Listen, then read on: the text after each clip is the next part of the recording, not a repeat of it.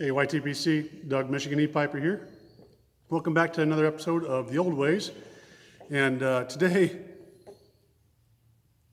we're going to have a video not about something so much that is the old ways as much as it is to look like the old ways.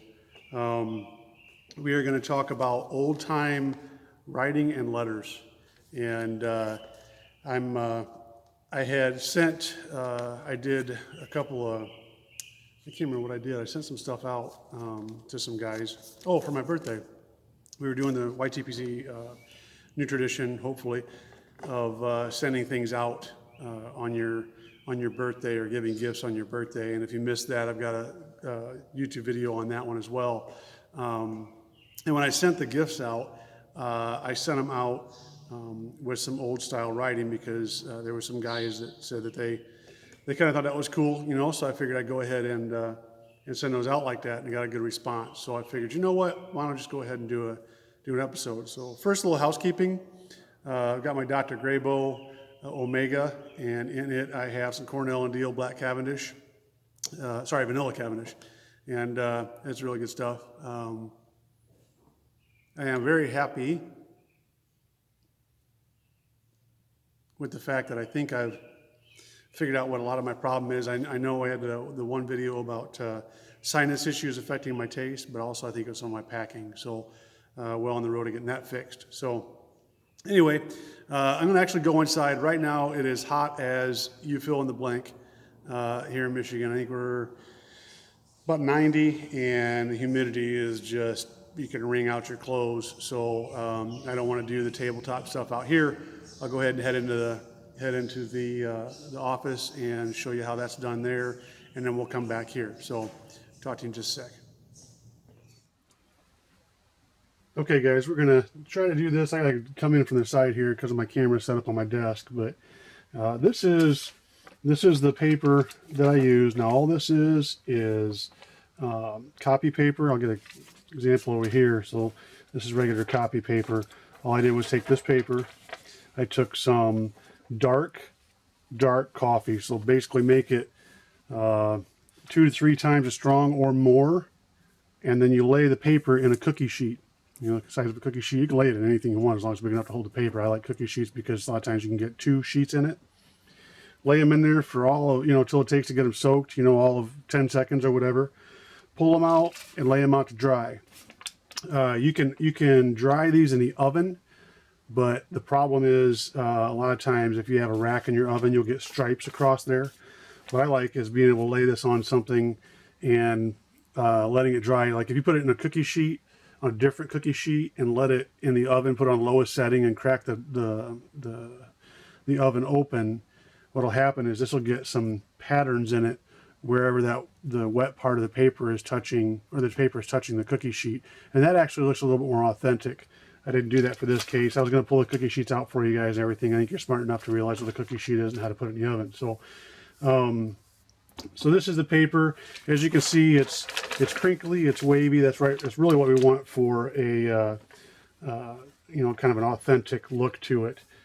First, we'll talk about the calligraphy part of it, which I'm using the term here, calligraphy, very, very, very loosely. I'm not formally trained in calligraphy. I'm not, you know, I've never taken a class.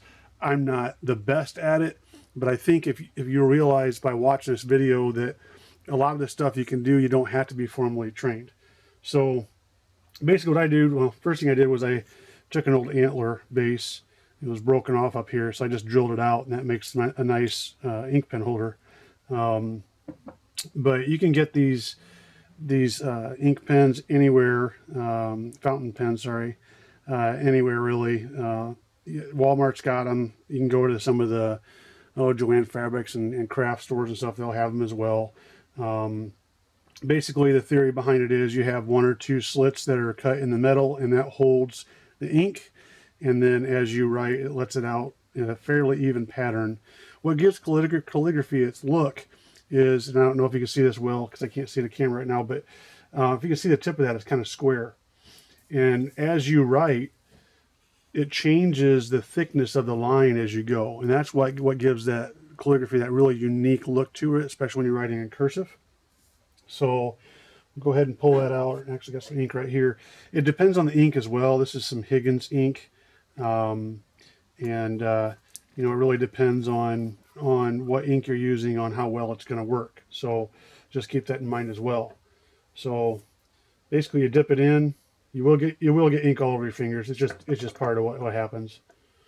I think you got on there good enough. Make sure you dab it off there, and we'll write something here.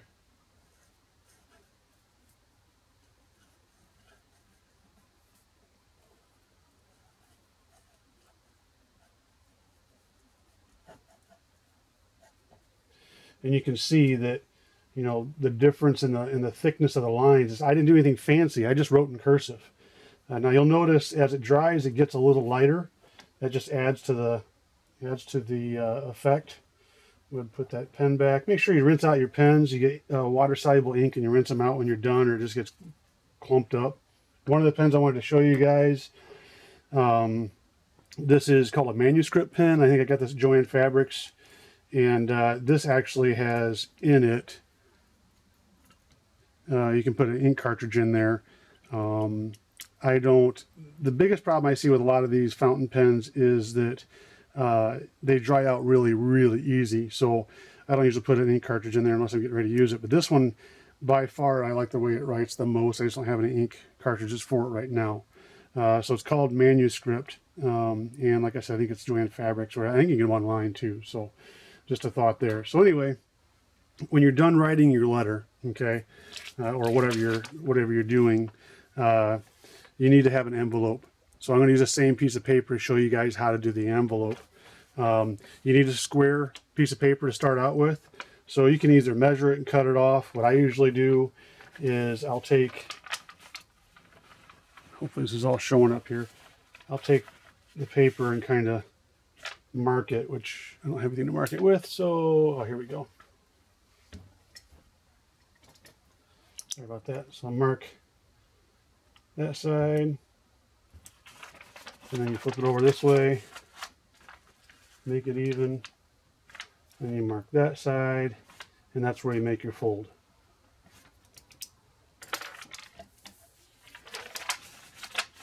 Make your fold right there, to that mark, to that mark. And you can cut this, you can tear it, you can do whatever. This is kind of a quick down and dirty DIY, so I'm not worried too much about the details of that. And forgive the dirty hands, guys. I've been messing with ink pens and stuff, so I got stuff all over me, but this is what it is. So we're gonna, oops, already screwed up. There we go. Okay, so now you have your square piece of paper. We'll use this as our letter. Now, biggest thing is, you normally fold a piece of paper like this. Well, in this case, we're going to fold a piece of paper like this. Okay, so we're going to go just over center, making sure, you know, these are square as much as possible. Same thing with the top. And as you can see there, we're already starting to form. So basically just bringing the corners in. We're already starting to form an envelope, right? And you bring the bottom up and the top down. And now you have an envelope. Boom. Bada bing, bada boom. So your letter. And the one thing I will say is if you're going to wax seal these, make sure that you put some kind of wax paper or something in here, because what happens is that wax seal will soak through this paper and then it'll soak into your letter. You don't want that. So, so anyway, now we'll show you how to do the wax seal real quick. And you can get these at most craft stores as well. This is just a stick of wax. A lot of them. This one has a wick in it. I never had a good luck with the wax wicks. I just usually heat it up until it drips, and then make sure you have some kind of stamp. In this case, we've got the stamp. We're going to say that's for Michigan Heat Piper. And let me grab my lighter. So you want to make sure that this is all folded down well, all the debris out of the way. And basically you got to practice this, guys, because it depends on how big you get this, on how well this is going to stamp. So and it's not going to stay down. So the way to cheat on that is just do that. We'll hold that down. Then we're going to heat this up. And sometimes it will catch fire as it's dripping. You just blow it out. It's not a big deal. Just like that. It's got to heat it up. Some of these don't have a wick in them. Some of them you heat them up and then you just press it against the envelope.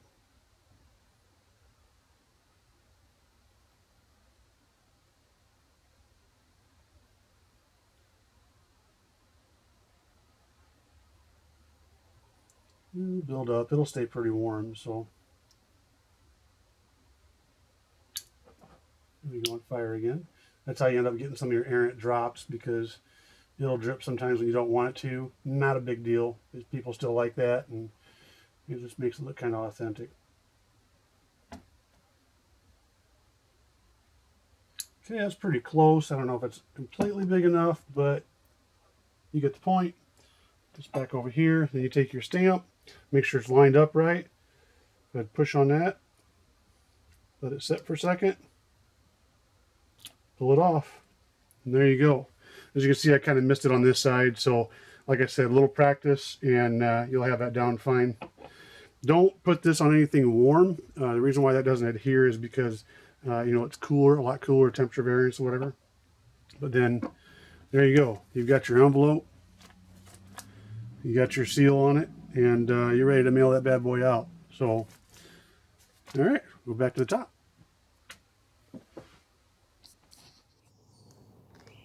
Well, there you have it, guys. That's pretty much as easy as it gets. One thing I forgot to tell you while we're down at the table is you can take some jute twine. Looks like this. Nothing special. And if you take that letter and you wrap it around, see if I can do this on the camera here. You wrap it around and you cross it over in front. You can kind of dress it up that way as well. And then you just tie it in the back. You can put it up there out of the way so that you can read the writing, or you can do it right down through the center. And tie it in the back. I'm not going to dress it up here because you guys saw it, or you guys know what I'm talking about. But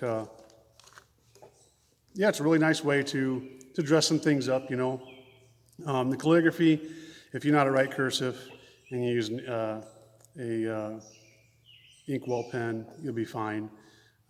Just take it slow. That's the biggest thing that I've seen, is that, when I get in a hurry, it's harder to read, and harder to make legible. So just take your time, go slow, maybe practice, on some pieces of paper that you haven't just spent a half an hour making. But, and it's also something you can do fun with the kids. It doesn't have to be moms that are doing the arts and crafts stuff, Of course, if you're a mom and you're watching this, then by all means. But yeah, it's just kind of fun, and something that is fun to do with the kids as well. But it still has a certain air about it, So you want to get real fancy. They make signet rings. You can get a ring. I mean, they're pretty salty. I mean, you're not going to get one for $50, but not a decent one. But a ring with your family crest or whatever on it, or something like your initials or something. And basically you can wear that, and then take it off and do that like the kings and royalty used to do. But I like this way, it has that kind of old feel to it.